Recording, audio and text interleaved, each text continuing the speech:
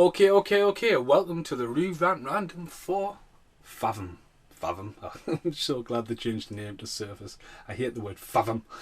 But yeah, this is Surface.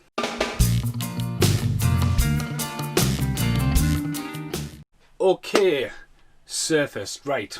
About 10 years ago, I walked past, at the time, like the shop at work had massive TV section, like huge, probably bigger than the section now. And there was this one film spying on, I looked at it and went Surface, and I went, ooh, and it's quite interesting cover. There's something in the water. Now, I'm a massive fan of Loch Ness, and I love that urban myth. I believe in the Loch Ness Monster. I don't believe anyone landed on the moon.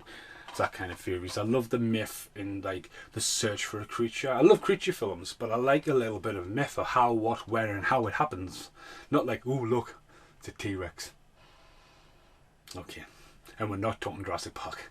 So I watched this. Now it's weird because in a world, I recently did a review for with Lake Bell.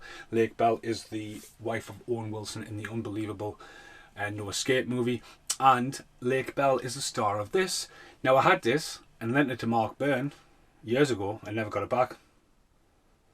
You want it back, so I bought it. It's been sitting on the shelf. So it's done by Universal. And I revisit it. Now I'm going to try and do in the outtakes some spoilers for this, because this is a 15-part series. This is what I've watched just after the X-Files. Got another one off the shelf, got it down, and the story is simple. There's something in the water and no one knows really what it is. You've got two main characters together. So you've got the girl doctor played by Lake Bell and the guy played Richard. They're like, Lake Bell's like, ooh, something in the water. And then the guy, Richard, sees something in the water. His brother gets killed by the creature. And he sees the sparkling lights. He's obsessed with tracking it down. He's into insurance. He basically sacrifices his marriage, seeing his kids, to travel across. And he meets Lake Bell, and then they're like trying to get together. Now, in the pilot episode, there's a guy who was replaced by the guy who plays Boris in Snatch. So yeah, it's like, okay, switcheroo. And you think he's going to be a main star. And basically the government knows about it, don't they? There's conspiracies and the whole idea of just something in the water. Meanwhile, there's a young actor called Miles and his family, and he finds an egg. And then this egg hatches, and he got this creature called Nimrod, and he sort of like raises it, and Nimrod thinks of it. Now, it's like kind of going Loch Ness Monster, but they can fucking zap people. They've got like fucking crazy teeth. There's a bit where a dog gets murdered, and I think, fucking hell, don't go in that paddling pool. And the idea of Miles started to change. And sort of like he goes off in this one direction, he's trying to protect it, then the aquarium's trying to get in it, then the FBI, well, the government, are trying to get involved in it, trying to track it down. Then there's a guy who then gets weirded out to find out that he may be a clone and he doesn't know about it.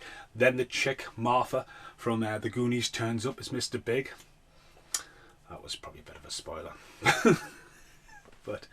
But yeah, again, they're running around, and the thing what really lets this show down is the CGI hasn't aged well. There's some bits where you're like, fucking hell, there's a fucking dragon right there, like dragon-like creature. There's another bit where they're at this hot springs and they're like, yeah, gushing, and it starts gushing, and then it gushes, and by the end of the cliffhanger of the episode, you're kind of like, oh my god, that looks fucking terrible. But again, it keeps you going. Like the end of the second episode, there's a massive Leviathan comes out the water, proper just fucking, before Jurassic Park, Jurassic World did it, and just goes, poof, and there's a boat, you think, fuck me, next episode. You know what I mean? So it's quite good. But yeah, it moves down to the government conspiracies trying to track it down, where the creatures came from. Are they from space? Are they from the centre of the earth? Then there's this other thing going on about the government knowing about it, and they've got a monorail to the centre of the earth, and have they affected this, and the world is heating up, and there's a fucking massive tidal wave coming, and there's lots of things going down. Miles starts changing after he gets bits, and, you know, he's now going to stand up to bullies, fucking electrocuting them. There's a bit where all the fucking creatures come to attack, and they're just invincible. So if you haven't seen it, like anything to do with the X-Files, give it a watch. CGI is good and then bad. Acting all around, the main cast are great. Like literally, you know, it's just a shame, and you'll find out why it's just a shame in the outtakes. So here in the outtakes, why is it a shame? Because the fucking show got cancelled. It is left on a cliffhanger. Sort of, because if you think about it, if you've seen the show, whenever the world is flooded and there's big green creatures, it's a prequel to Waterworld. It totally is. It's a total prequel to Waterworld. Yeah. I was going to point to Waterworld in the fish tank, but it's not in the fish tank because I'm watching it, because we're going to do a podcast for it, so failed with that one. But yeah, it's a sequel to Water. It's pretty much a prequel. This is how the world got flooded, and this is why there's big fucking creatures running around, because the government fucking made fucking crazy ass fucking electric eel things. Now, it is heartbreaking. Now this show's really good because it's heartbreaking when Nimrod gets killed. The episode where he gets shot dead, and you think, fucking hell. Then for him to get brought back, it's just like, oh, but that episode is really well done. But the guy who plays Boris, not only like do you trying to get your head around, that's not the same guy from the first bit, then him getting run over, it's like, you're quite a big actor to take a short role. Did you just get pissed somebody off? There's loads of listening directions. The guy's left his fucking wife. Lake Bell has literally lost contact with her son because are they going to get together? Because they've fucking sacrificed everything, went off there. The guy who he doesn't know he's a twin or a clone, he's fucking like, is he going to turn to the dark side? Where's this going? Where's this monorail track going? These fucking creatures, you know what I mean? Miles has a girlfriend. Like, what happens to his sister and all that?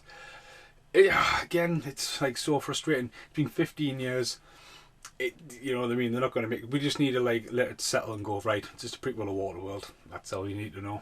Kevin Costner found an archive video down there near the Orca and went, right, this is what happened to the world.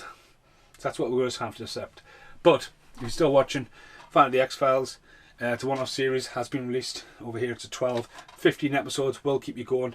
As I say, there's some really good episodes. There's episodes where they're stuck in like the submarine, they can't get out, or there's episodes where, you know, the episode when Nimrod sort of dies. It's quite heartbreaking. But yeah, it's really well done. Just the CGI, little bit. Again, I need to pick up the lock. I was like, ooh, it's about the Loch Ness Monster. I was like, nah, it's not. They might mention it once that there's a monster there, but nah, it's not going to be locked. I mustn't do that. Right, my phone has rang twice. Mr. Jack is outside. Go have it now. Have you seen that? No. Okay. I finished it now. 4 discs. All come out when I touch of a button. Goodbye for now.